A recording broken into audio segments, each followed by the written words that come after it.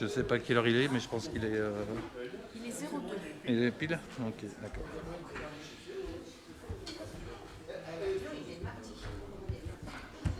Du coup, on ne choisit pas comme secrétaire.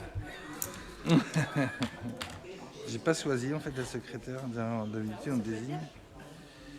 Ah bah si, elle est désignée. Elle est là. Elle est désignée. Voilà, c'est Florence.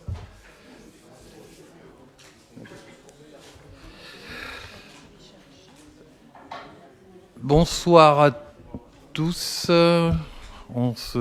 Voilà, si on pouvait s'asseoir, se concentrer. On va commencer, voilà, le conseil municipal. Il est 19h03. 2. 1, 0. Voilà. Voilà. Donc vous avez tous reçu la convocation pour ce dernier conseil municipal de l'année 2025. Le quorum est atteint. En nomination secrétaire de séance, ce sera Florence Tellier. Voilà. Nous avons les absences et pouvoirs. Donc Aurélien Pommier a donné procuration à Bernadette Havé et Marie-Paul Mariani a donné procuration à Didier Villemaette.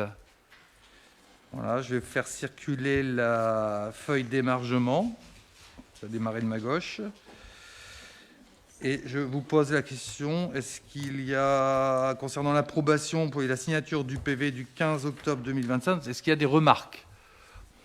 Non, pas de remarques. Donc le PV, il est là. Voilà, il va circuler. Merci de le signer. Notez, on vous le rappellera tout à l'heure, mais c'est bien déjà un premier, que le prochain conseil municipal aura lieu le 11 février 2026.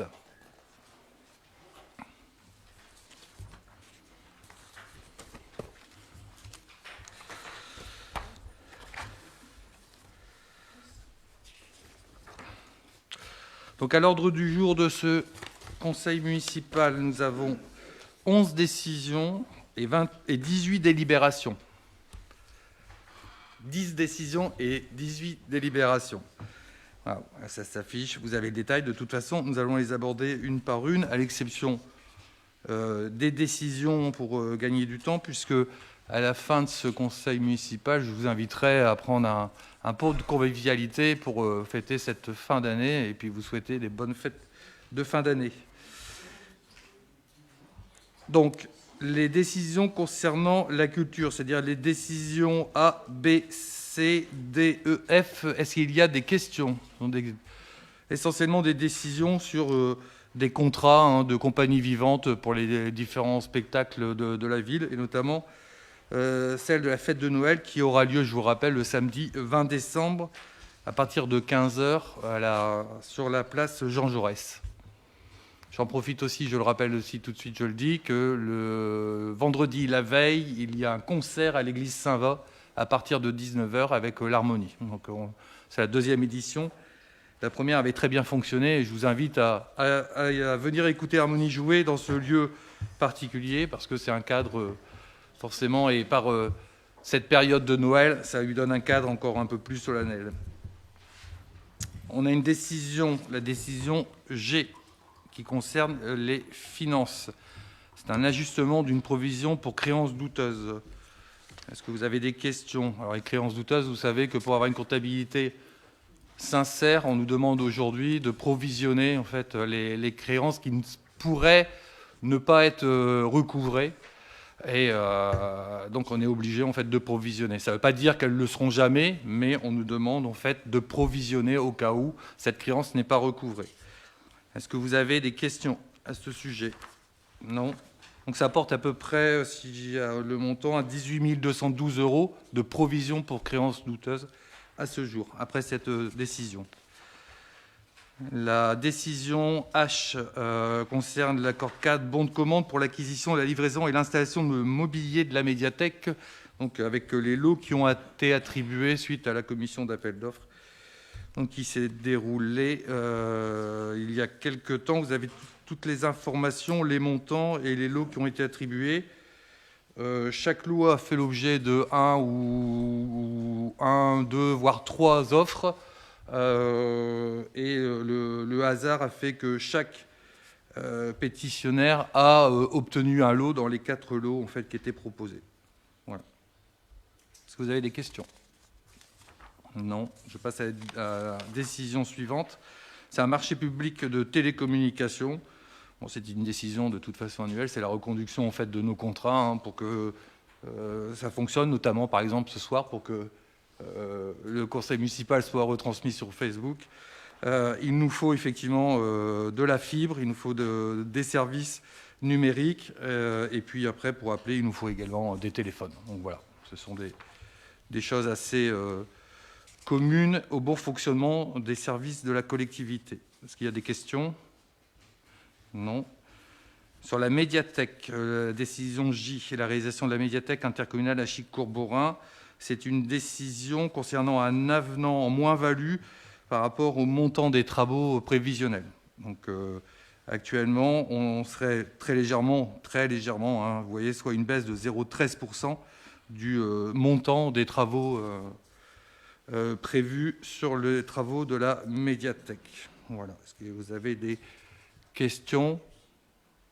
Non. J'en profite pour rappeler que c'est un équipement qui reviendra à 5,5 millions et qui, avec une prise en charge des 2 communes à hauteur de 1,3 million, avec des clés de répartition à 58-42, soit la part de la ville d'Achicourt sur l'équipement de la médiathèque se portera à 795 000 euros, soit un montant inférieur aux travaux de la maison des sociétés, puisque Borin participera, lui, à hauteur de 575 000 euros.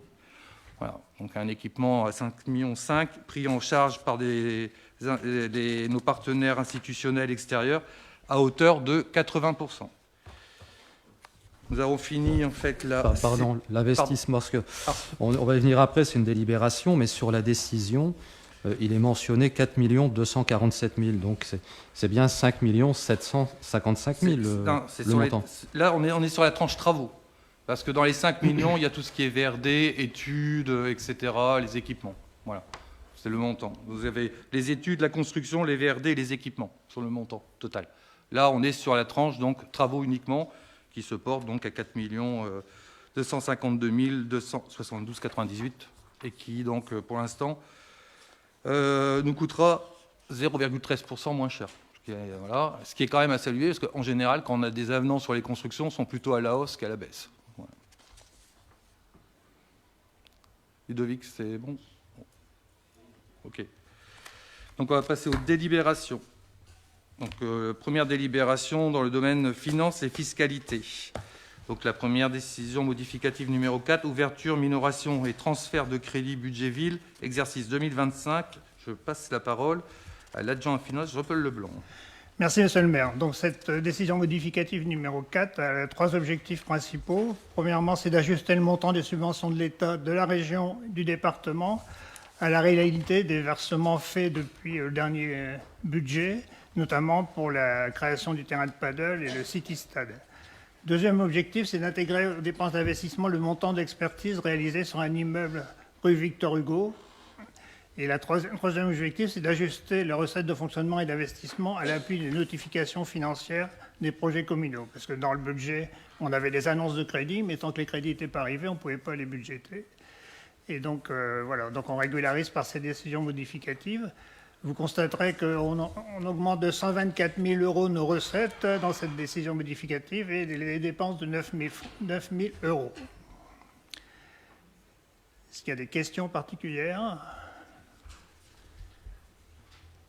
Si on n'a pas, je demande au conseil municipal d'accepter ces affectations et d'autoriser monsieur le maire à prendre les dispositions nécessaires. Est-ce qu'il y a des oppositions, des abstentions ? Adopté à l'unanimité, monsieur le maire. Merci Jean-Paul. Délibération numéro 2, autorisation de programmation et crédit de paiement. Toujours la médiathèque La Bulle. Toujours Jean-Paul Leblanc. Merci. Donc en matière d'investissement, comme vous le savez, l'autorisation de programme budgétise le coût total de l'investissement, les crédits de paiement, les dépenses réelles de chaque année budgétaire.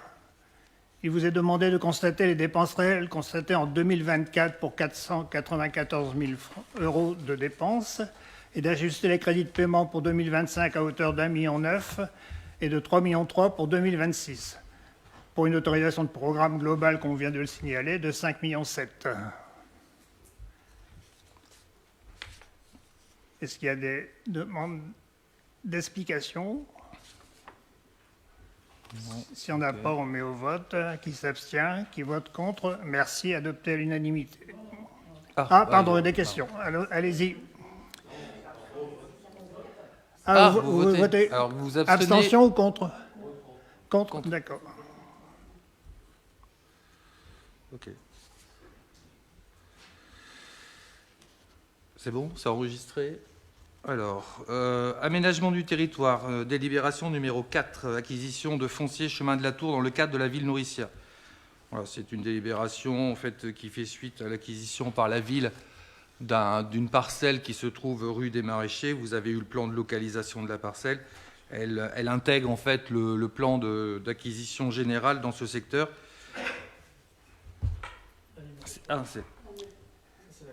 Ça, c'est la 4, pardon. Vas-y. Bon, si... Je crois que... Voilà. Vous avez souhaité, monsieur le maire, la décision Si, la 3, j'ai fait 3, non? Non, décision modificative numéro pardon, 5. excusez-moi. D'accord, c'est moi qui me suis trompé. Excusez-moi. On reprend. Donc, la délibération numéro 3, décision modificative numéro 5, ouverture, minoration et transfert de crédit, budget ville, exercice 2025, amortissement. Monsieur Leblanc. Alors, monsieur le maire, il a sauté la délibération parce que c'est vraiment une délibération comme c'est écrit sur le document pour ordre. Cette décision modificative numéro 5 vise à ventiler les amortissements budgétés sur un seul article en les affectant aux différentes opérations concernées. Ces virements de crédit n'ont aucune incidence sur la réalité budgétaire de la ville. Est-ce qu'il y a des questions? Si on n'a pas, je mets aux voix. Qui s'abstient? Qui vote contre? Adopté à l'unanimité, monsieur le maire. Merci. Donc la délibération numéro 4, l'aménagement du territoire. Voilà, donc j'avais déjà abordé. La parcelle concernée est en rouge. Vous êtes la rue des Maraîchers qui permet en fait d'aller du carrefour rue Marcel de Lys vers Dainville à Agny. Voilà. Donc toute cette partie-là est en cours d'acquisition, donc elle viendra compléter l'assiette foncière nécessaire à l'installation du jeune maraîcher. On a déjà évoqué le sujet, puisqu'il envisage en fait une activité qui serait aux alentours sur une surface de 2,2 hectares, 2,5 hectares. Voilà. Est-ce qu'il y a des questions? Non. Donc est-ce qu'il y a des oppositions? Des abstentions? Non. Donc adopté à l'unanimité. Merci. Délibération numéro 5, approbation du projet d'installation d'une aire de jeu sur l'espace de la Bassure et demande de subvention. Comme vous le savez, on l'a évoqué, vous avez une représentation un peu schématique, mais qui quand même donne un petit peu l'image de ce que sera l'aire de jeu qui sera implantée donc, sur le parc de la Bassure au niveau de la Placette. Vous avez les montants d'investissement prévus et comme tous travaux d'investissement que nous menons, nous recherchons des subventions. Donc là, c'est une demande de subvention auprès de l'État dans le cadre de la DSIL. Donc c'est la dotation de solidarité, l'investissement local. Et puis après, vous avez l'autofinancement de la commune pour 75%. Je précise que les fonds propres donc, de la commune correspondent, au montant du budget participatif qui avait été piloté par Sylviane. Donc il y a eu un vote des habitants. Donc le projet effectivement de jeu avait été retenu donc, à hauteur de 26 000 euros. Vous avez aussi donc, une contribution qui n'était pas dans les volontés de M. Cocatrix, mais nous allons prendre une partie en fait, du legs pour financer cette aire de jeu, puisqu'il s'était intéressé et avait questionné lors du budget participatif l'intérêt d'avoir quelques jeux pour les enfants. Donc on prendra à peu près 10% en fait, du legs. Un legs qui n'est toujours pas propriété acquis à la commune, puisque nous n'avons toujours pas signé la succession, mais qui finira par arriver. Et puis le reste sont sur les fonds propres de la mairie. Donc voilà. Une aire de jeu quand même qui va coûter 97 760 € hors taxe. Est-ce qu'il y a des questions? Oui. Donc c'est bien que des aménagements pour les enfants soient réalisés à cet endroit. Est-ce que ça ouvre la possibilité d'aménagement de jeux pour les enfants de la résidence Tillon? Alors, comme vous pouvez le constater, il y a une aire de jeu qui avait été mise en place par la majorité de Pascal Lachambre. Lors des travaux de la place de Rouen, nous avons refondu en fait les jeux, on les a redéveloppés, donc quartier par quartier. Et là, nous posons un jeu, au fait, une aire de jeu au niveau de la Bassure. Et puis après, on verra si d'autres quartiers ont des possibilités aussi d'implanter d'aires de jeu, parce que pour installer une aire de jeu, il faut de la place, il faut des aires sécurisées. Et aujourd'hui, sur la résidence Germaine-Tillon, je ne vois pas bien, à part dans les jardins des privés, pouvoir installer une aire de ce type-là. À l'arrière. Comment ? À l'arrière, il y a des terrains. À l'arrière. Mhm. Oui, mais qui ne sont pas propriété de la ville. Oui. Non, mais ils ne sont pas propriété de la ville à l'arrière. En plus, ce sont des terres agricoles. Oui. Et en plus, aujourd'hui, on est un peu contraint dans ce qu'on appelle le zéro artificialisation nette. Tout à fait. Donc, mais c'est le même argument que vous avez avancé il y a 4-5 ans quand on a voulu réaliser des jeux à la Bassure. À la Bassure, on est chez nous, on est déjà sur nos propriétés foncières. Autrefois, il y a 5 ans, quand on par l'intermédiaire du conseil de quartier, fait cette proposition, il nous avait été répondu qu'on ne pouvait pas les réaliser par rapport à l'environnement. Bah, la preuve que si, regardez. Oui, mais on peut. Il y a 5 ans, ce n'était pas réalisable. Bah, c'est parce que ce n'était pas à l'ordre du jour, ce n'était pas dans notre programmation, simplement. Donc là, vous comparez deux choses qui ne sont pas comparables du tout. Bon, en tout cas, la délibération, elle porte sur l'aire de jeu. Les quartiers, d'autres quartiers comme l'espace Canfin, donc dans le quartier du Petit Bas de Pomme, fera aussi l'objet d'une aire de jeu lorsqu'on aura finalisé avec l'assistance maîtrise d'ouvrage tout le projet en fait, d'espace vert de l'espace Canfin. Donc là, on est aussi chez nous. Il n'y a pas de terre agricole de grignoter. Donc on respecte en fait le zéro artificialisation. Et puis après, on verra si d'autres quartiers peuvent les recevoir. Il faut voir les besoins des enfants. Oui, non mais j'entends. Oui, bien sûr. On va pas. Chacun va pas prendre la parole. On est en conseil municipal. On demande la parole. On respecte en fait les questions qui sont posées. On écoute les réponses et puis on se concentre sur la délibération et pas sur des conjonctures futures, possibles, peut-être, etc. Jean-Paul, vous voulez... Non, je voulais simplement intervenir, monsieur le maire, parce que il y a 5 ans, j'étais effectivement au pilotage de la ville. Oui. Il n'a jamais été question d'un problème d'environnement. Si. La seule réponse que j'ai pu éventuellement faire, c'est que dans le programme d'investissement du début du mandat, c'était pas possible de tout réaliser en même temps et qu'il fallait échelonner ça dans le temps. C'est pour ça que ça arrive en fin de mandat. Mais ça avait été refusé. Ça n'a pas été refusé, ça a été décalé, parce qu'on ne pouvait pas faire autrement, on ne peut pas tout engager en même temps. On vient de parler de finances. Les finances, il faut que ça se respecte et que le budget, il faut qu'il soit géré convenablement. C'est ce qu'on a démontré depuis 5 ans. C'est cela. En tout cas, je pense que cette aire de jeu est bien accueillie déjà par les habitants du quartier et qui profite à l'ensemble des enfants. Tout à fait, c'était une demande de la ville. Depuis 5 ans. Voilà. Oui, bien sûr, on peut tout demander. En plus, c'est les fêtes de Noël. Donc, il y a une boîte aux lettres. Voilà. Voilà. Mais on regardera de toute façon, si on dispose d'espace foncier, si c'est possible. Rien n'est définitif. Ça dépend des opportunités qu'on a et puis aussi la capacité au plan pluriannuel d'investissement de mettre ces dépenses-là, etc. Voilà. Est-ce qu'il y a sur cette délibération des oppositions ? Des abstentions. Donc adopté à l'unanimité. Merci. La délibération numéro 7 concerne la mutualisation. Je vais plus vite que... Je suis pressé d'arriver au pot de convivialité, visiblement. La 6. L'approbation des travaux pour la mise en sécurité de la salle de sport Léo Lagrange et demande de subvention. Donc c'est toujours monsieur le maire qui prend la parole. La salle Léo Lagrange donc, commence à à avoir bien vécu. Elle a rempli son rôle depuis quelques décennies maintenant. Et vous connaissez en fait l'architecture de cette salle-là, qui va nécessiter forcément des travaux de consolidation au niveau notamment des structures porteuses, hein, puisque ce sont des grandes travées en bois laminé qui supportent la toiture.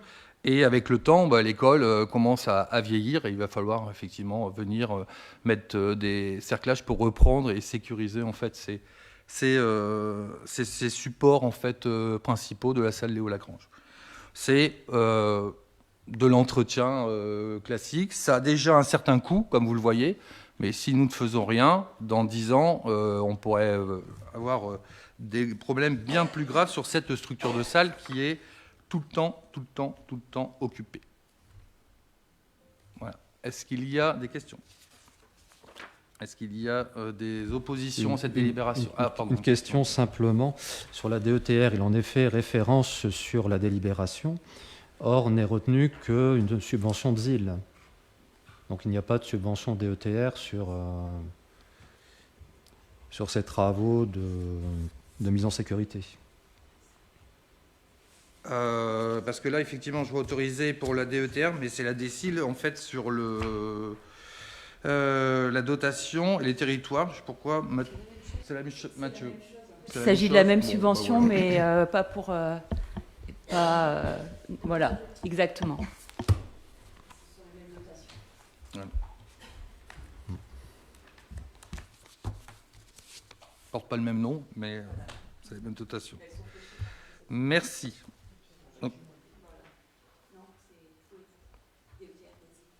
C'est bien, on a la réponse, on va passer au vote. Est-ce qu'il y a des oppositions, des abstentions ?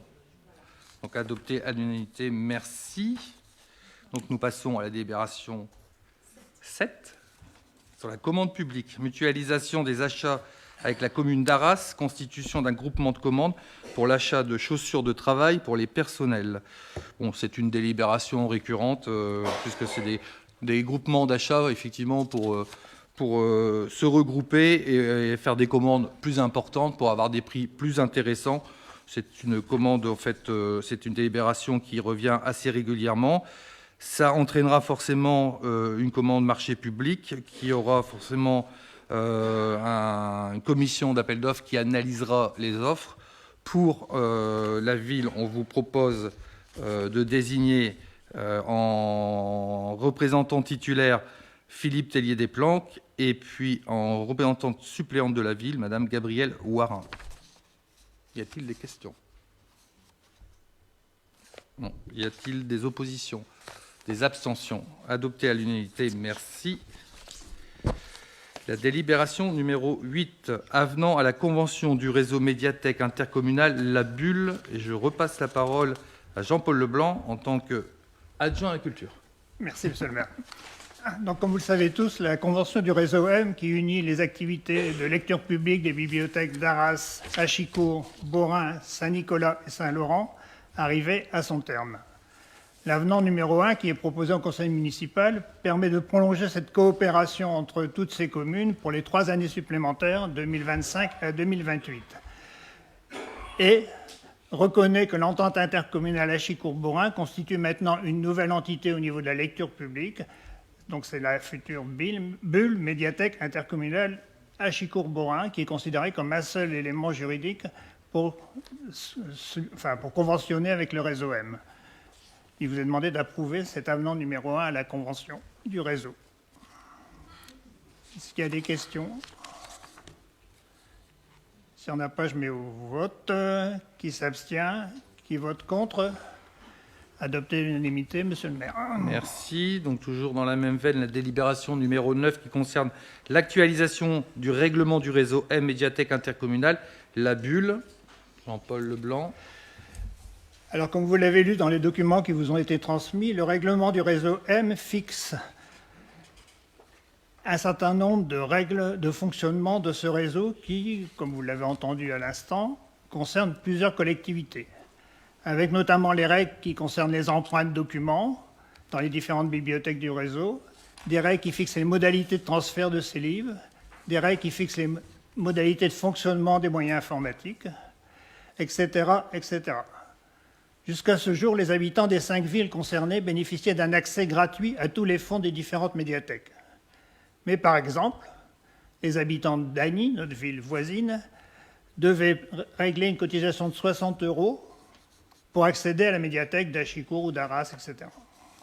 Cette version du nouveau règlement permet d'instaurer pour tous les habitants de la communauté urbaine et au-delà ce qu'on appelle la gratuité universelle en matière de lecture publique, souhaitée par le département et même modalité obligatoire pour pouvoir bénéficier des aides du département en matière de lecture publique. Donc il vous est demandé d'approuver ce nouveau règlement. Est-ce qu'il y a des questions? Non. On peut se féliciter de la gratuité universelle de l'accès à la connaissance. On peut d'autant plus s'en féliciter que ça a été un long combat. Un long combat interne. Voilà, effectivement. Et il faut toujours se battre et on convaincre et on avance comme ça. Voilà. Alors, qui s'abstient? Qui vote contre? Merci, adopté à l'unanimité. Merci Jean-Paul. La délibération numéro 10 concerne la convention départementale du département du Pas-de-Calais relatif aux outils d'animation médiathèque intercommunale, la bulle, donc toujours dans la même veine, donc toujours le même rapporteur. Alors, comme vous le savez aussi depuis quelque temps, donc, la volonté de la ville d'Achicourt, c'est de travailler en coopération avec les communes voisines et aussi avec les instances supérieures, la région qui nous a permis de bénéficier d'une belle aide de l'État pour la construction de la médiathèque, et puis le département qui est en responsabilité de la lecture publique sur l'ensemble des communes du département du Pas-de-Calais. Donc cette convention vise à nous faire bénéficier des moyens mis à disposition par le département pour développer cette lecture publique et contribuer à donner à notre médiathèque des outils d'animation complémentaires. On fait avec les moyens qu'on a et on essaie d'aller chercher les moyens extérieurs qui sont disponibles. Et cette convention va nous permettre de bénéficier gratuitement des moyens pédagogiques notamment mis à disposition par la médiathèque départementale. Donc il vous est demandé d'approuver cette convention entre le département du Pas-de-Calais et la ville d'Achicourt. Est-ce qu'il y a des demandes d'explications complémentaires? Simplement pour revenir sur la gratuité pour l'ensemble des habitants. C'était la délibération précédente. C'est pas pour revenir dessus, mais... On t'écoute, vas-y. Voilà. Il y a quand même des communes, les habitants de différentes communes vont bénéficier des équipements présents sur Achicourt, mais ces communes ne contribuent pas en fait au fonctionnement de ce service. La charge va peser exclusivement sur les communes d'Achicourt-Beaurain pour ce qui concerne la nouvelle médiathèque. Donc certes, on peut se réjouir que l'accès à la culture soit gratuit, mais néanmoins, voilà, nous allons supporter des charges de fonctionnement, alors que les habitants des autres communes vont pouvoir en bénéficier. C'est ce que j'appelle la solidarité intercommunale. Ta question, c'est quoi, là? Alors, on va déjà je pense que dans l'énoncé, vous oubliez de citer Beaurain, parce que vous nous dites que c'est supporté que par Achicourt. Mais non, on vient de le dire. Non, c'est Beaurain. Et Beaurain à hauteur de 42%. Oui. Il y a la part de subvention aussi de la CEA qui vient en fait contribuer aussi à cet équipement qui a un rayonnement communautaire. Déjà. Et second, vous avez si vous avez écouté, mais on clôturera là-dessus, puisque vous avez voté et la délibération est déjà passée. La gratuité universelle, c'est une condition aujourd'hui du département pour continuer à bénéficier de subventions. Aujourd'hui, les montants des inscriptions étaient de l'ordre de quelques milliers d'euros. Les subventions du département pour l'acquisition des fonds sont à hauteur de 20 000 euros. À un moment, dans la balance, moi je veux bien qu'on fasse payer des gens qui veulent venir apprendre, se cultiver, etc., et qui vont nous coûter plus cher en les faisant payer pas grand-chose, puisque l'idée c'est quand même que l'accès à la culture soit aisé pour tout le monde. Enfin, je pense qu'on partage ce même principe. C'est pour ça d'ailleurs que nous ne sommes pas opposés à cette délibération. C'est simplement une remarque. Il y a l'investissement, mais il y a les charges de fonctionnement qui vont forcément peser sur la collectivité, sur les deux collectivités et les communes qui vont bénéficier de ce nouvel équipement. Eux n'auront pas de charges Au même titre qu'on peut bénéficier en fait des structures de la ville d'Arras, sans forcément contribuer aussi à l'usage, ça s'appelle la solidarité communautaire. Et puis vous avez des villes avec une certaine centralité comme Arras qui a porté en fait beaucoup d'équipements et mis à disposition des communes leur équipement gratuitement. Achicourt met aussi à disposition ces équipements pour les petites communes qui ne peuvent pas en fait pratiquer des événements importants. C'est de la solidarité entre communes. On se loue, on se prête également, par exemple, des engins. Annie, lors de sa fête communale, nous demande de prêter un camion ou un tracteur pour tirer le char qu'on met à disposition et on ne fait pas payer les communes. Je veux dire, on n'en est pas aujourd'hui, on est dans un esprit normalement ouvert de mutualisation des dépenses pour rationner justement un petit peu les dépenses publiques. Vous connaissez bien les situations de dépenses publiques. Demain, nous profiterons d'une piscine à Achicourt entièrement payée par la CUA aussi. Ce sera un investissement communautaire. Non, mais bien sûr, mais n'empêche qu'elle est à Achicourt. Là, c'est une médiathèque intercommunale. Mais je vous explique que chacun doit aussi y contribuer. C'est le choix que nous faisons aujourd'hui, Achicourt et Beaurain, de porter cet équipement et de le laisser en accès libre à des gens qui souhaitent emprunter des livres, pas les acheter, les emprunter, acquérir de la connaissance, et même cette opération rapporte plus d'argent qu'on en perd. Et le fonctionnement, vous verrez comment ça fonctionne, ce sont des codes-barres. Le réseau M aujourd'hui fonctionne sur le même principe. Le réseau M, vous prenez un livre à Arras, vous les ramenez à Achicourt, et ce sont des navettes qui font en fait la liaison. Voilà. Oui, le réseau M existe déjà maintenant depuis de nombreuses années, c'est pas ce qu'on remet en cause. Ludovic, je suis désolé. Ce n'est pas un équipement communautaire. Ludovic, je suis désolé, la délibération, elle est passée. On a voté. Mais on ne s'oppose pas à cette délibération. Non, mais on est en train de faire un débat sur une délibération sur laquelle vous n'êtes pas opposé. Ma position, elle a été clairement expliquée. On explique pourquoi c'est gratuité. Je suis content que les petites communes qui n'ont pas les moyens d'avoir une médiathèque puissent accéder gratuitement à la connaissance dans la médiathèque d'Achicourt-Beaurain. C'est notre position. Voilà, on est des gens qui aidons en fait à acquérir cette connaissance, à l'accès à la culture. Moi, j'en suis fier et je ne vais pas compter si ça va nous coûter 5 centimes de plus ou de moins. Voilà. Pas 5 centimes, c'est tout. Non, mais c'est tout. 7 emplois temps plein. Non, mais vous confondez tout. Mais non. Non, mais vous confondez. 7 emplois temps plein. Déjà, et je vais terminer là-dessus. Les emplois temps plein, on les partage également avec... Et ils existent déjà, à la grande majorité, ils existent déjà, ces emplois. On va non, mais ils existent déjà. Non pas par quelques centimes, non, mais c'est 7 emplois. Mais ces emplois existent déjà, du côté de Beaurain, du côté d'Achicourt. Donc quand on fait la somme déjà des deux médiathèques, ces emplois sont quasiment pourvus. Et on a fait les calculs, la somme de fonctionnement des deux médiathèques séparées dans leur état de structure actuelle coûte plus cher que ce que va coûter le fonctionnement de la bulle, qui, je le rappelle, a ses propres panneaux photovoltaïques, qui va produire sa propre électricité, qui a été conçu pour avoir des consommations basse énergie, etc. Si vous en mettez en doute, vous devriez vraiment être expert en tout, Monsieur Catelin. Franchement, donc croyez-moi, ce n'est pas une mauvaise opération et il faut le savoir, comme la piscine, la culture a un coût. Après, c'est un problème de décision, de choix politique, voilà, de l'intérêt général d'accès. Aujourd'hui, c'est le nôtre. Et on le portera tout le temps qu'il faudra. Donc, il faut qu'on mette au vote la délibération numéro 11. Alors, concernant la demande d'aide du département gratuite, parce que là aussi, c'est l'ensemble des contribuables du département qui nous permettent de compléter notre animation de la médiathèque. Est-ce qu'il y a des oppositions, des abstentions adoptées à l'unanimité? Merci. Merci Jean-Paul. La délibération numéro 12. 11.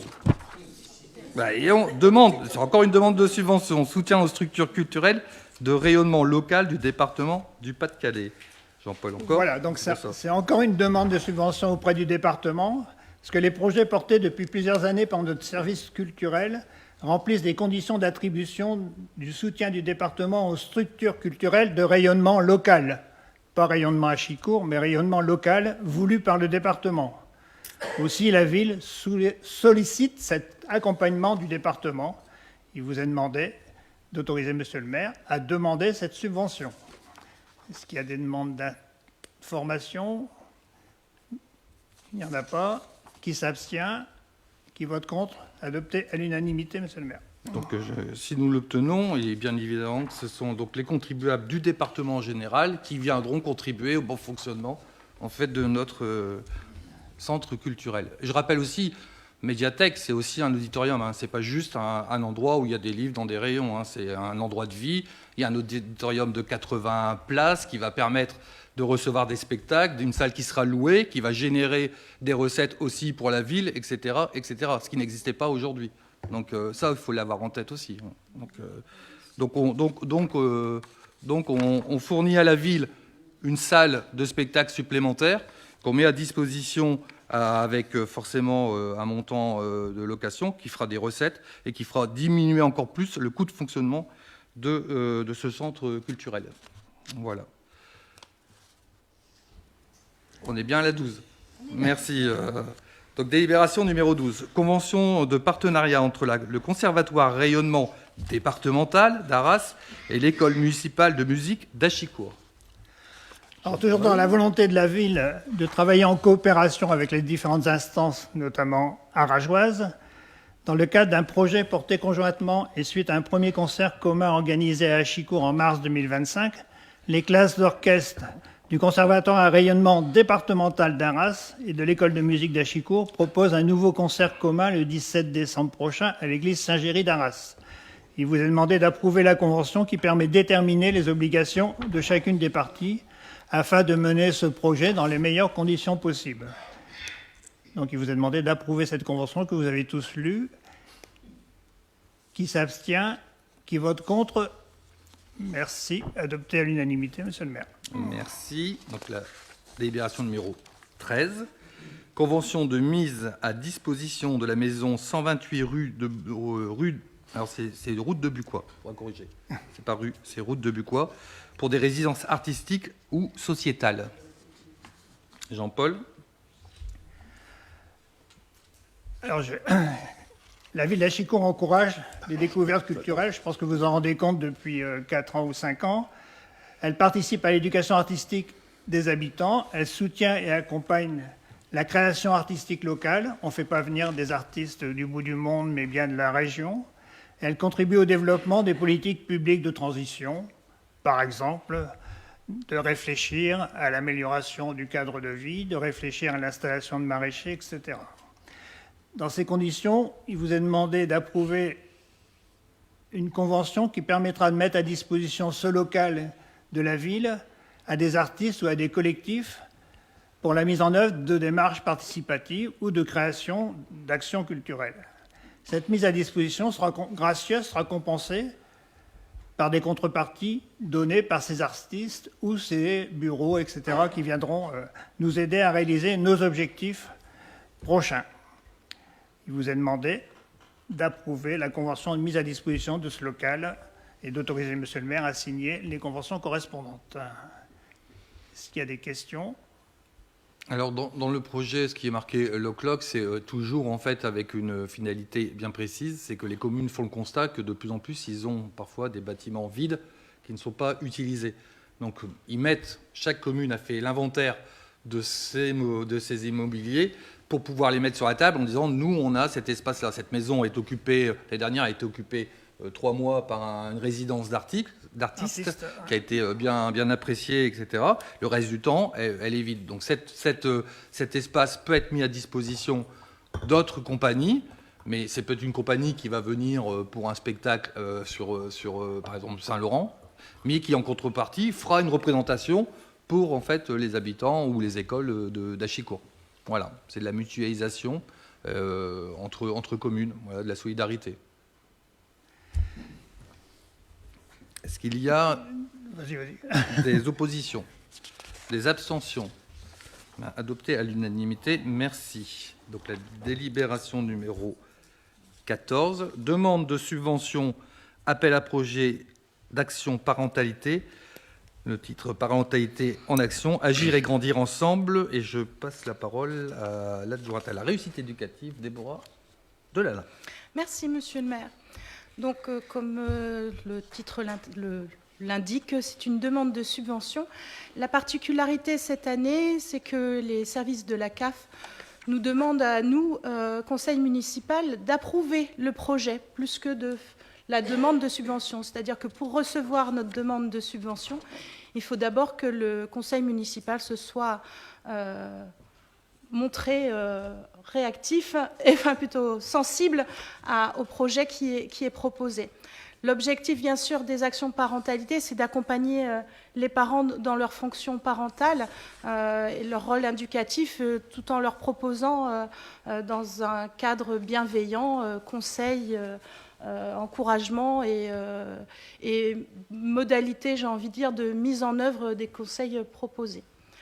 Voilà. Autre aussi particularité, maintenant que nous sommes passés en convention territoriale globale, donc qui s'applique à toute la CUA, la CAF demande aussi à la ville d'accueillir des habitants de la communauté urbaine d'Arras. Voilà, est-ce que vous avez des questions? Non, donc je passe au vote. Y a-t-il des abstentions? Des votes contre? Eh bien, je vous remercie. Adopté à l'unanimité. Merci Déborah. La délibération numéro 15, mise à jour du tableau des effectifs des emplois communaux, décembre 2025. Donc c'est une actualisation pour ouvrir la création d'un poste d'assistant socio-éducatif de la classe exceptionnelle catégorie A. C'est suite à la prise de grade d'une agente titulaire de la ville. Voilà. Donc on doit ouvrir un poste effectivement au tableau des effectifs pour que ça soit concordant. Est-ce qu'il y a des questions? Non. Je passe au vote. Y a-t-il des abstentions? Des oppositions? Donc adopté à l'unanimité. Merci. La délibération numéro 16, création d'un emploi permanent de directrice-directeur de la cohésion sociale. Ah, pour une fois, c'est bon. Donc vous savez, dans le cadre du développement et de la réorganisation des services de la mairie d'Achicourt, nous avons créé un poste de directeur de la cohésion sociale, dont l'objectif était de mettre en transversalité tous les services. Je vous en citerai que quelques-uns, tout ce qui est programme de réussite éducatif, le CCAS, le logement, le bien vieillir, les accompagnements divers, etc., puisqu'on n'avait pas forcément une personne qui avait un regard et qui mettait en synergie en fait les différents services. Ce poste avait été créé à l'époque, était sous statut d'un contrat en fait de projet. Et ces contrats ont une particularité, c'est qu'ils sont signés pour une durée de 6 ans uniquement, et qu'au terme de ces 6 ans, en fait, on ne peut pas les renouveler. Et ce qui pose forcément un problème de continuité de service. Si le directeur ou la directrice assure en fait pleinement ses fonctions et donne entièrement satisfaction donc, au directeur général comme au maire, c'est de conserver forcément cette ressource importante. Et là, aujourd'hui, dans le cadre présent, ça ne serait pas possible. Donc on profite effectivement du départ de l'actuel directeur de la cohésion sociale, Romain Coupé, qui part dans une autre collectivité en se rapprochant de chez lui et en prenant du galon, voilà, pour permettre justement d'actualiser et de modifier le statut en fait, de l'emploi en le passant en emploi permanent. Est-ce qu'il y a des questions ? Est-ce qu'il y a des oppositions ? Voilà. Cet agent sera-t-il amené à diriger le CCAS, sachant que les agents de la commune n'ont pas à connaître les affaires du CCAS? C'est voilà, la loi qui le prévoit ainsi. Le CCAS étant une entité juridiquement indépendante. Donc voilà, c'est cet agent de catégorie A sera-t-il amené à diriger le CCAS sur une partie de son temps? Aujourd'hui, ça a été le cas pour 02 ETP. Ouais. Comme toutes les délibérations, la délibération a été envoyée au contrôle de légalité de la préfecture, qui nous a questionné, demandé des pièces complémentaires pour bien apprécier en fait les choses, ce qui est quand même assez exceptionnel, parce qu'en général, on n'a pas de contrôle de légalité, revient rarement vers les communes, sauf si il y a des questions qui lui sont posées. Donc on a renvoyé l'intégralité des documents demandés au contrôle de légalité de la préfecture, qui depuis n'a pas fait mention contraire de la légalité de la délibération. Donc aux yeux du contrôle de légalité de la préfecture, le directeur de la cohésion sociale de la ville d'Achicourt peut assurer des missions de directeur du CCAS. Et donc il y a une directrice et un directeur. Il n'y a pas deux, il y a un directeur et il y avait une responsable du CCAS, qui n'est pas du tout les mêmes fonctions.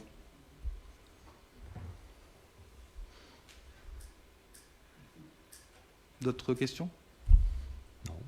Merci. Est-ce qu'il y a des oppositions, des abstentions? Donc adopté à l'unanimité, merci.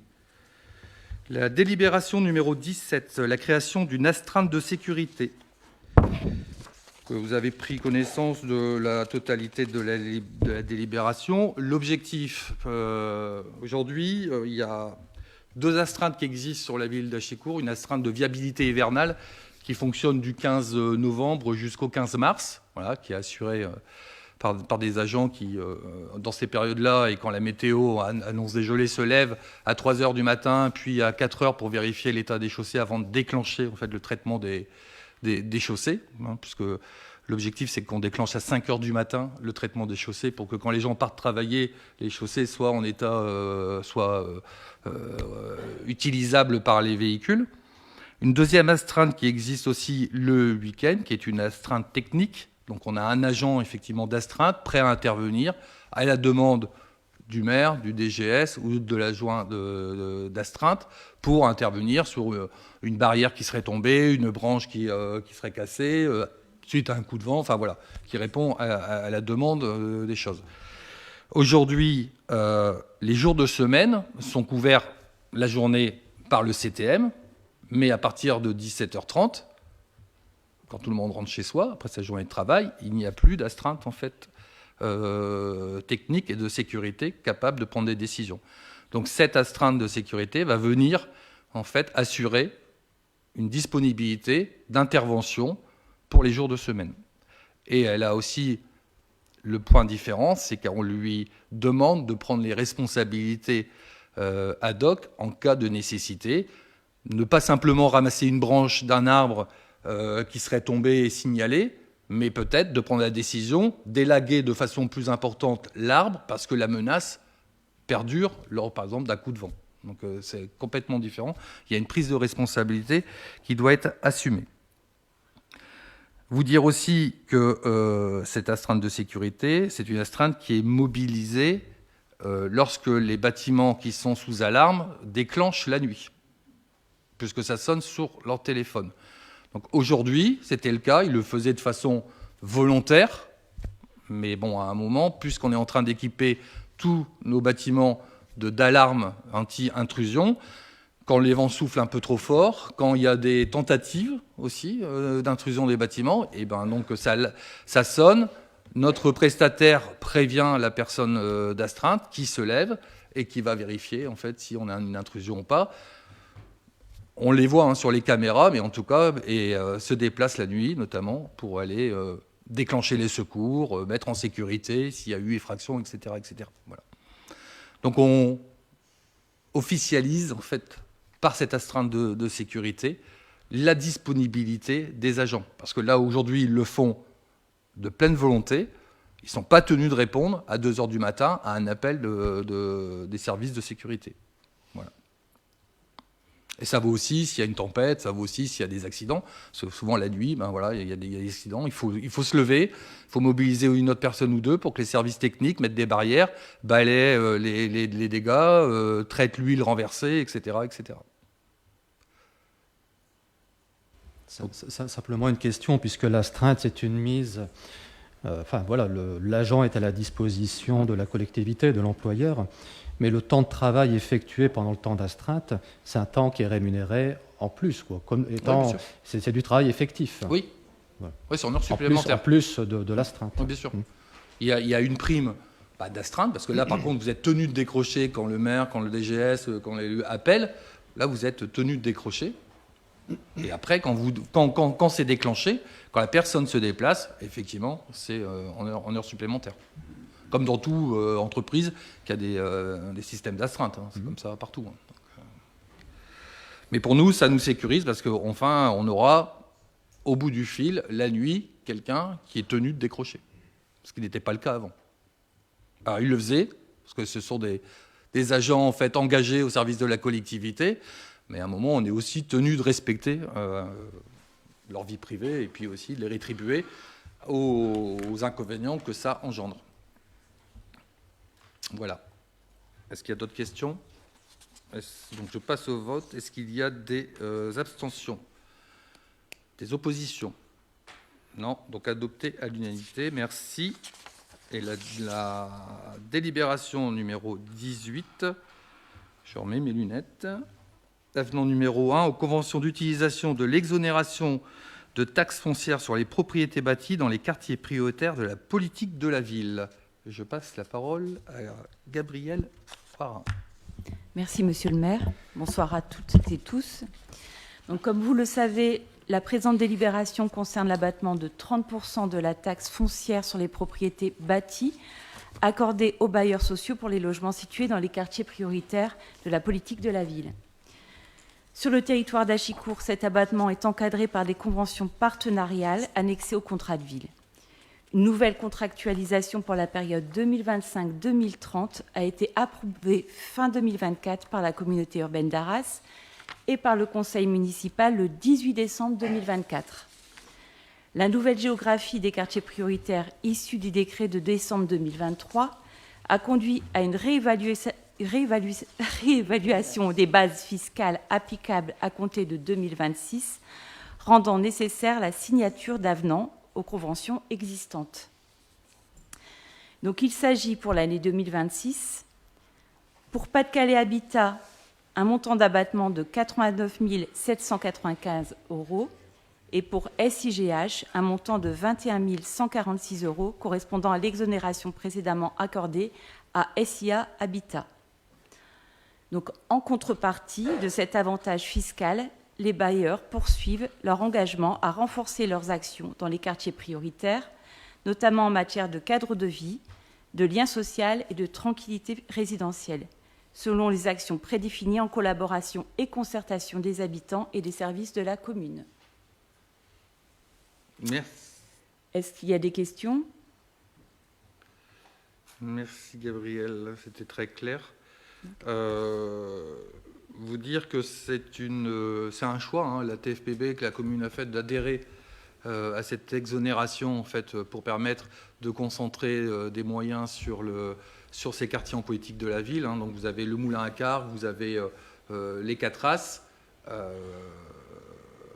En contrepartie, puisque ce n'est pas une taxe foncière qui rentre directement au budget principal, l'État compense à hauteur de 40% en fait, cette exonération qui, elle, est versée sur en fait, le budget principal de l'État. Ce qui permet d'équilibrer et de concentrer effectivement des moyens dans ces quartiers qui le nécessitent. Il y a une question. Le bilan, par rapport au bilan financier de la taxe foncière de l'abattement de TFPB, ouais. Il y a un certain nombre d'actions qui font l'objet de valorisation. Est-ce qu'il y a des indicateurs permettant de vérifier l'effectivité des prestations mentionnées dans ce bilan ? Alors, parce qu'il y a un certain nombre d'actions qui... l'ensemble des actions semble répondre au cadre légal fixé par l'État. Mais voilà, quels moyens de contrôle vous avez, quels indicateurs vous avez pour vous assurer que les actions mentionnées sont réellement effectuées ou que ça ne corresponde pas aux charges qui sont habituellement imparties aux bailleurs sociaux ? Alors, je pense notamment, revient à chaque fois le surentretien. Est-ce que 2 heures de ménage facturées en englobant certainement des frais de structure, puisqu'on est à peu près à 80 € de l'heure, est-ce que 2 heures de ménage pour l'entrée des immeubles, ça correspond vraiment à du surentretien ? Étant donné le nombre de locataires par immeuble, c'est pas du luxe qui est 2 passages par semaine au niveau de l'entrée. Alors, sur le surentretien, Ludovic, c'est effectivement, on a demandé aux bailleurs effectivement de nous apporter les éléments pour qu'on juge bien de ce qui relève du surentretien avec dans ces immeubles effectivement fréquentés, où il y a quand même à un moment un manque de civisme prononcé qui nécessite effectivement un surentretien. Donc nous lui avons demandé aussi, parce que on est bien vigilant sur le fait que le bailleur ne peut pas se défaire de certaines obligations sous prétexte d'être en quartier politique de la ville et de se faire payer des prestations qui relèvent uniquement du bailleur et pas en fait du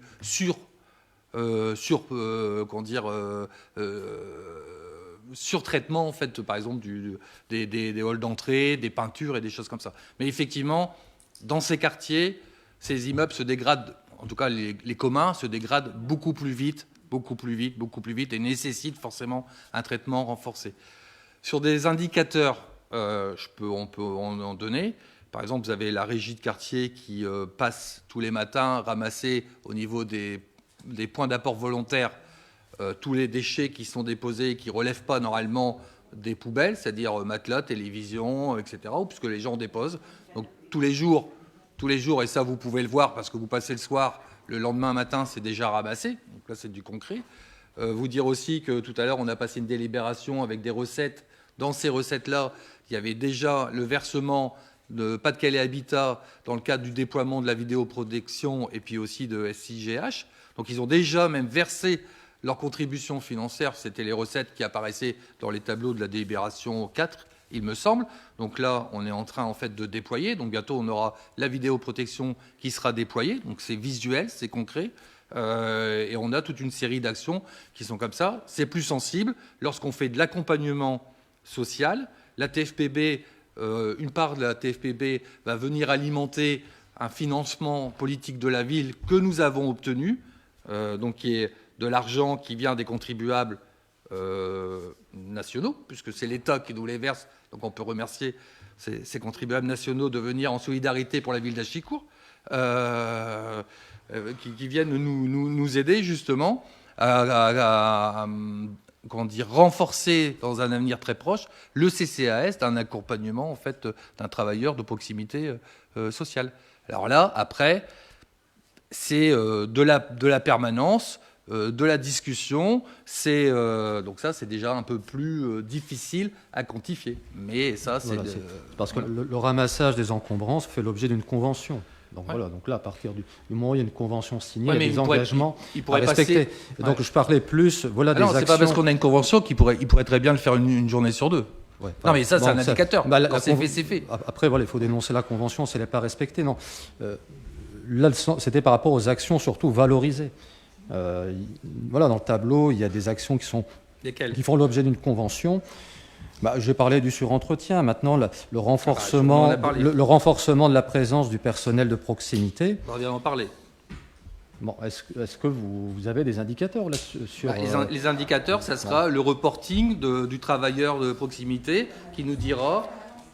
qui nous diront, j'ai vu 4 personnes, j'ai vu 5 personnes, je suis allé chez telle personne, parce que c'est un public qui est quand même difficile, il se déplace difficilement, donc il faut plutôt aller sonner aux portes que d'attendre qu'ils viennent, si on veut vraiment les accompagner, et le but c'est qu'on les accompagne vraiment. Donc là, c'est vraiment du reporting de dossiers, j'ai vu telle personne. Voilà ce que le CCAS fait lorsqu'on fait des bons alimentaires, lorsqu'on instruit des bourses au permis, quand on fait des passes, des cartes, etc. Mais si vous passez 2 heures avec une personne qui est en vraie détresse, c'est 2 heures. Mais là, on est dans l'humain, dans le traitement en fait, effectivement, de la personne. Et c'est un peu plus difficile. Effectivement, il y a des choses, je vous dis, quantifiables. Ils doivent poser 3 caméras, 1, 2, 3, elles sont posées, ça c'est fait. Ils doivent nettoyer les PAV, ramasser tous les matins, c'est fait, ça on le sait. Après, il y a des choses qui sont donc un peu pour la vidéosurveillance, donc c'est reporté à l'année prochaine. Non. Non, c'est payé déjà. La délibération 4, oui, crois, mais, si vous y allez. mais est-ce qu'elles sont installées? C'est Ouais. pas... Ah non, elles vont. C'est dans le programme de développement. 20 000 euros, bon, ce sont des équipements qui coûtent cher. 20 000 euros, ça correspond à combien de caméras sur le site?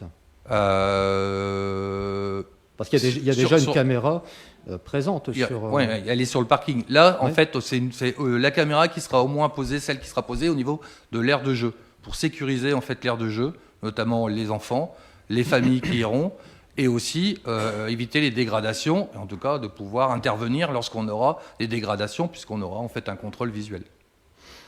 Mais effectivement, c'est la part du bailleur, donc là, c'est palpable, elle est visible. Voilà. Ouais. Je passe la délibération au vote. Est-ce qu'il y a des oppositions? Des abstentions? Non. Donc adopté à l'unanimité. Donc nous en avons fini avec l'ordre du jour du Conseil municipal, décision et délibération. Et nous avons reçu une question écrite qui va s'afficher. Voilà, je vous laisse la lire. En votre qualité de vice-président de la CEA, vous avez récemment renouvelé pour une durée de 9 ans la convention de délégation de services publics liant la CEA à Veolia pour la fourniture d'eau potable aux 56 000 foyers répartis sur les 46 communes de la CEA, dont Achicourt. Dans ce cadre et au regard des préoccupations des habitants, pouvez-vous préciser si la convention relative au prix de l'eau est réellement favorable aux familles nombreuses, alors même que les dernières analyses mettent en évidence des teneurs en perchlorate toujours élevées, ainsi qu'une hausse des niveaux de pesticides et de nitrates observés depuis une dizaine d'années. Alors, en introduction, vous m'abordez en tant que vice-président de la CEA. Nous ne sommes pas dans une instance communautaire, nous sommes dans une instance communale. Donc je suis là aujourd'hui pas le vice-président en charge de l'eau potable et de l'assainissement. Le maire d'Achicourt. Je suis le maire d'Achicourt. Donc votre question, elle s'adresserait normalement dans les instances communautaires. Et j'imagine que vous avez suivi le conseil communautaire lorsque nous avons débattu de toutes ces questions, lorsque nous avons suivi. Vous avez récemment renouvelé. Merci des pouvoirs que vous prêtez, mais c'est le conseil communautaire de 92 élus qui a voté en fait la délégation des services publics. C'est pas juste moi que mon crayon, mais j'en suis son représentant, c'est sûr. Je vais quand même vous répondre, voilà. Puisque, ah bon? Bien sûr. Quand même? Bien sûr. Parce que c'est gentil. Je suis quelqu'un qui est ouvert et qui donne des informations quand on me les demande. Voilà, il n'y a pas de souci. Mais je ne rentrerai pas dans le détail, puisque, comme je vous l'ai dit, c'est quand même un périmètre qui concerne la CEA, puisque c'est une compétence communautaire, l'eau potable et la CEA. Alors, la fourniture d'eau potable à 56 000 foyers, d'abord, ce ne sont pas des foyers, c'est purement sémantique, hein, ce sont des abonnés. C'est-à-dire que, et on est beaucoup moins, on est 51 340 abonnés, répartis sur les 46 communes. Dans le nouveau contrat, une chose avait été posée dans les négociations, c'est effectivement, de conserver une eau de bon marché, comme elle l'est déjà aujourd'hui à la CEA. Il suffit de prendre les référentiels départementaux, régionaux et même à l'échelon du bassin Picardie pour savoir en fait que notre eau, ce qui apparaît, le montant qui apparaît sur votre facture eau, est bien en deçà en fait des strates que je viens d'énoncer. Parler du prix de l'eau, c'est un peu compliqué, parce que dans la facture de l'eau, que vous pouvez voir, il y a la part assainissement. Alors, quand vous avez la part assainissement... C'est la plus importante. C'est la part la plus importante. Donc, vous ne pouvez pas comparer une facture d'eau lorsque vous êtes en assainissement collectif ou lorsque vous êtes en assainissement non collectif, puisque vous ne payez pas la part assainissement. Donc déjà, si vous comparez deux factures dans des communes qui ne sont pas équipées de la même façon, le prix de l'eau est différent. Je vous passe le traitement lagunage qui met encore un tarif différent. Mais sur la partie eau, à proprement parler, on avait actuellement deux tranches de rémunération pour l'eau. Une tranche de 0 à 70 mètres cubes et une tranche à partir de 70 mètres cubes jusqu'à les limitations, jusqu'au niveau des consommations de chaque abonné. Dans le contrat, on avait bien fait le constat, effectivement, que puisque nous parlons en abonnés et en mètres cubes, il y avait effectivement une difficulté au niveau des familles nombreuses. Parce que lorsque vous êtes célibataire ou vous êtes seul, vous restez dans la tranche 0,70, qui est quand même très très favorable, puisqu'on est aux alentours de 0,75 centimes, 0,75 centimes, le mètre cube d'eau de 0 à 70. Et après, vous aviez un gap important, vous preniez 1,10 €, dès lors que vous dépassez 70, vous passiez à 1 € en fait 10 le mètre cube. Donc vous voyez déjà c'est un peu complexe parce que si vous êtes dans les 0,70 vous payez 0,75. Si vous êtes au-dessus, vous commencez à déclencher. Ça ne veut pas dire que quand vous passiez au-dessus de 70 mètres cubes, ça annulait toute la part 0 à 70. On est d'accord. Donc votre prix il est évalué et échangé au fur et à mesure en fait des volumes que vous consommez. Donc on s'est prêté à un calcul et on a fait 3 tranches. Maintenant, vous avez une tranche de ce qu'on appelle l'eau essentielle, 0,70 mètres cubes. Vous avez ce qu'on appelle l'eau utile, qui est en fait de 70 à 120 mètres cubes.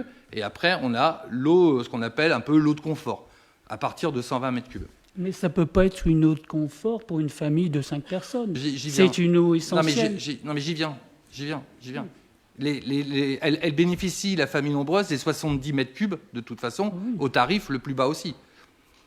Donc, on a fait, et j'ai les tableaux, voilà, en écart, en pourcentage. Pour les prochains contrats, quand vous saurez que vous consommerez 50 mètres cubes d'eau, ce sera des tarifs identiques à l'ancien contrat. Quand vous consommerez aux alentours de 90 mètres cubes d'eau, vous aurez une diminution de votre facture de 2,6% du prix de l'eau. Du prix de l'eau, je parle bien. Quand vous aurez une consommation de 120 mètres cubes, votre facture va baisser de 4,9%. Donc vous voyez que le prix diminue au fur et à mesure que vous consommez plus de volume. Alors, ce n'est pas tout à fait les calculs qu'on a fait. Alors ça, c'est... non, mais l'évolution... Je vais aller jusqu'au bout. Quand vous êtes à 200 mètres cubes, vous avez encore une baisse quand même de moins 1,6%. C'est-à-dire que là, on va basculer parce qu'on va considérer, et parce qu'on a les chiffres, ça c'est basé sur les chiffres des factures, du délégataire qui perçoit en fait l'argent. Ça, c'est les chiffres officiels qui sont dans le contrat en fait de DSP. Justement, si on fait une simulation, qu'on soit dans la première tranche ou dans celle des 70-120 mètres cubes ou au-delà, l'évolution, il y a toujours une évolution comprise entre 3,5% et 5%. Il n'y a pas de baisse du prix de l'eau. La part du délégataire, parce que dans un prix de l'eau, vous avez la part du délégataire et la part de la CEA. Alors, je vous dis que sur la part délégataire... là, je parle au global. Mais si la part délégataire baisse d'autant, forcément que vous avez une répercussion. Alors, vos simulations, je ne sais pas comment vous les avez faites. En reprenant les factures actuelles, on applique les nouveaux tarifs, et on arrive à si on prend la facture au global, donc pas seulement la part délégataire mais CUA, la consommation d'eau et le traitement, l'évolution est positive. Elle est comprise entre 3,5% et 5% en fonction du nombre de mètres cubes utilisés dans l'année. Ce sont vos calculs. Moi, j'ai les calculs de toute façon qui ont été faits, etc. La part du délégataire, puisque vous allez passer avant, je vous l'ai dit tout à l'heure, il y avait 2 tranches, vous étiez de 0,70, vous étiez à 75 centimes. Après, vous passiez en tranche 2, vous étiez à 1 € quasiment 40. Aujourd'hui, dans la tranche 2, vous n'êtes plus à 1 € 40, vous êtes à 0,85 centimes. Donc, on l'a baissé. Donc après, c'est le mode de calcul. Et les calculs qui sont faits là sont les calculs qui sont annexés au contrat. Et je peux vous dire que plus vous allez aller consommer, pour lutter justement contre cette inéquité des familles nombreuses, la part du délégataire diminue. À 120 mètres cubes, elle va diminuer de 4,9%. Et là-dessus s'ajoute aussi la diminution de la part fixe, notamment de l'abonnement. C'est 3-4 euros. C'est 5 euros. Pour des gens, 5 euros. Parce que si vous me dites que 5 euros pour vous, c'est pas... Attendez, c'est dérisoire par rapport à l'augmentation. Non, alors on va être clair. Si tu trouves que 5 euros c'est dérisoire, viens pas me parler d'une augmentation de 1% d'un mètre cube à 0,76 centimes. Parce que 1% de 0,76 centimes, ça fait combien ? Donc pour 5 euros pour toi, c'est dérisoire, mais 1% de 76 centimes, c'est catastrophique. Une famille de 5 personnes, une hypothèse basse, c'est-à-dire 41 mètres cubes par an, ce qui est quand même vraiment une hypothèse basse, va payer à peu près 50 euros de plus. J'ai apporté les éléments ce soir à votre question qui relève d'une instance communautaire. J'ai dit ce qui est annexé au contrat, vous faites vos calculs si vous voulez. Moi, je sais très bien que ce que j'ai devant les yeux, c'est la réalité, et on le verra. Le souci, ça avait été aussi, les petits consommateurs, de faire baisser la part fixe, parce que des fois, ils avaient plus de part fixe que de consommation d'eau. 2, de prendre en compte les familles nombreuses en diminuant la part du délégataire au fur et à mesure des consommations, jusqu'à un certain point, et après, pour lutter contre la sobriété, on montait en prix pour inciter les gens à rejoindre les tranches inférieures pour effectivement payer moins cher leur facture d'eau. Ce qu'on a fait, ce travail-là, je ne suis pas sûr que les fournisseurs d'électricité, les fournisseurs de gaz, etc., tiennent compte de la constitution des familles lorsqu'ils appliquent leurs tarifs. Donc moi, je veux bien, aujourd'hui, une facture d'eau, le prix ne va pas baisser pour un foyer de 4 ou 5 personnes. La facture d'eau ne va pas baisser. Elle va augmenter. Encore une fois, vous êtes plus experts que les experts. Je vous en félicite. J'ai les choses qui sont annexées. Je clôt donc la discussion en disant que ce contrat a pris en compte les situations des familles nombreuses. Et je dirais même que les familles nombreuses, on en a quand même de moins en moins, que le volume moyen par abonné sur la CUA, c'est 81 mètres cubes, donc on est déjà loin des 120 mètres cubes, donc beaucoup plus de 2/3 en fait des abonnés, hein. Je ne parle pas, parce que derrière un abonné, ce n'est pas forcément un foyer. Ça peut être une école, ça peut être une salle de sport, ça peut être etc.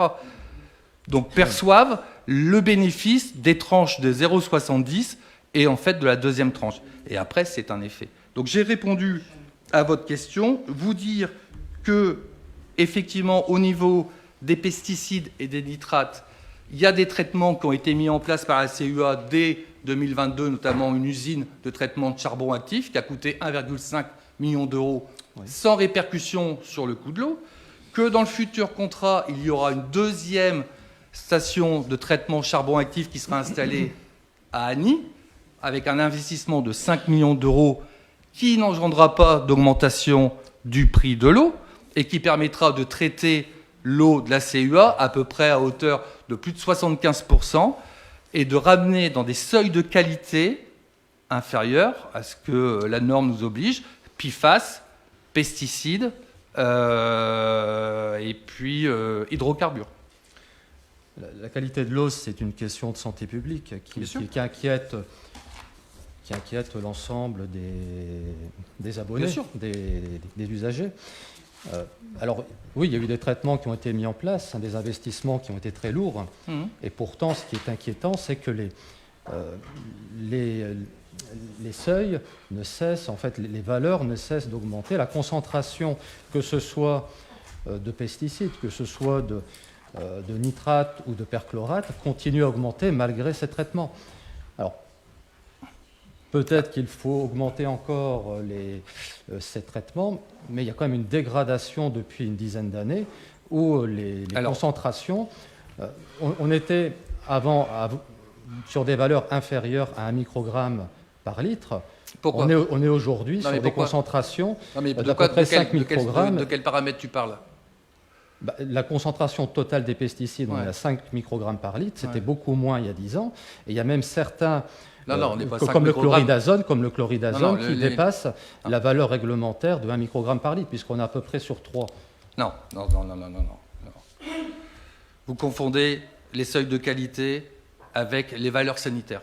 Non, il y a le seuil réglementaire, il y a le seuil sanitaire. Donc effectivement, il n'y a pas de dépassement des seuils sanitaires. Alors, si tu veux que je vous renseigne sur la question que vous avez posée, vous m'écoutez, sinon je mets un terme, et je vous inviterai à aller voir le conseil communautaire où tout a déjà été dit et qu'il est visible. Voilà. Les pesticides dont tu parles, je ne sais pas lesquels dont tu parles. Le chloridazone, donc les métabolites. Donc c'est des paramètres qui sont nouveaux. C'est des paramètres nouveaux qui ont été en fait recherchés parmi les 8 nouveaux paramètres que l'ARS nous a demandé de rechercher. Donc avant, on les recherchait pas. Ça veut pas dire qu'ils étaient pas là, c'est qu'on les recherchait pas. Et ça veut pas dire qu'il y a 30 ans ou 40 ans, parce qu'on ne détectait pas en fait ces particules, ces paramètres chimiques, qui n'existaient pas. Parce qu'aujourd'hui, on a une capacité forcément de technologie qui nous permet d'aller bien plus loin dans la détection. Les paramètres, ils sont là. Chloridazone, comme tu l'as dit, pesticides, herbicides liés à la culture intensive de la betterave.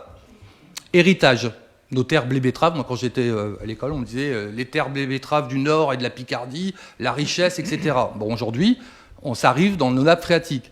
Perchlorate, produit chimique lié au premier conflit mondial, 14-18. OK. Héritage, on est d'accord. Nitrate, pareil, intrant agricole en général. Là, effectivement, on constate une hausse inquiétante puisqu'on arrive au seuil des 50 mg.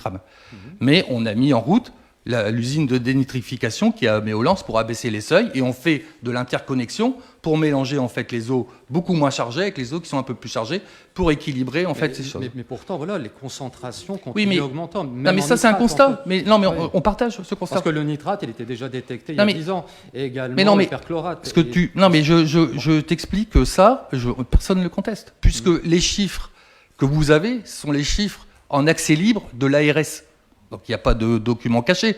C'est nous aussi on constate. C'est qu'est-ce qu'on a fait nous à la CUA pour garantir une autre qualité. En 2021, alors qu'on ne parlait pas d'épiphases, qu'on ne parlait pas en fait des métabolites de la chloridazone, on avait déjà mis en route une usine qui les traitait. Donc sans le savoir, on était déjà en train de traiter des paramètres qui allaient être recherchés. Peut-être que dans 5 ans, même pas l'année prochaine, l'ARS va nous dire vous devez rechercher 8 nouveaux paramètres.